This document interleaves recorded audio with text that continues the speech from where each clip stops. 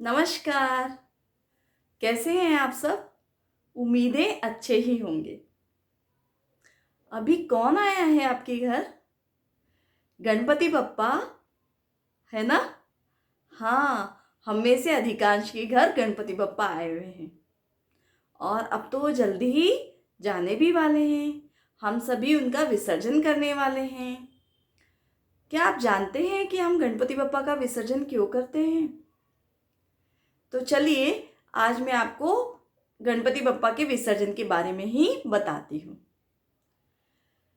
पौराणिक कथा के अनुसार महर्षि वेद व्यास जी महाभारत की रचना करना चाहते थे, मतलब वो उसे लिखना चाहते थे।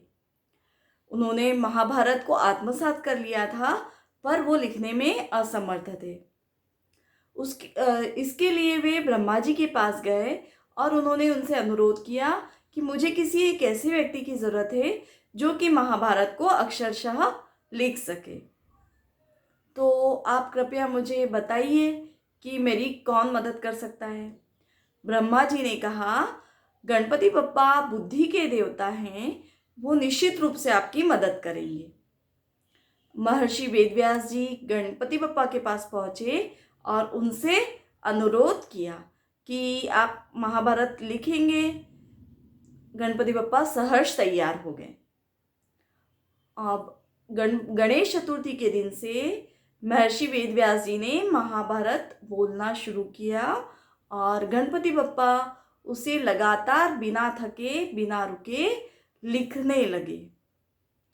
इस तरह से दिन रात महर्षि वेदव्यास जी बोलते रहे और गणपति बप्पा लिखते रहे। 10 दिन के पश्चात जब महर्षि वेदव्यास जी ने अपनी आंखें खोली तो देखा गणपति बप्पा बहुत ज़्यादा तप रहे थे। उन्हें बहुत ज़्यादा बुखार था, ज्वर था।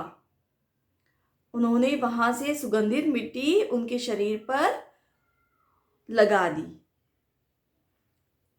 ज्वर इतना अधिक था कि उनकी मिट्टी सूख गई, उसमें दरारें पड़ने लगी। अब उन्होंने गणपति बप्पा को पास के ही सरोवर में विसर्जित किया, डुबकी लगवा दी और उसके बाद गणपति बप्पा बाहर आ गए तो उनका तापमान सामान्य था। तभी से ये परंपरा का प्रारंभ हुआ कि हम 10 दिन तक गणपति बप्पा को बिठाते हैं और 10 दिन के बाद गाजे बाजे के साथ ही उनका विसर्जन भी किया जाता है।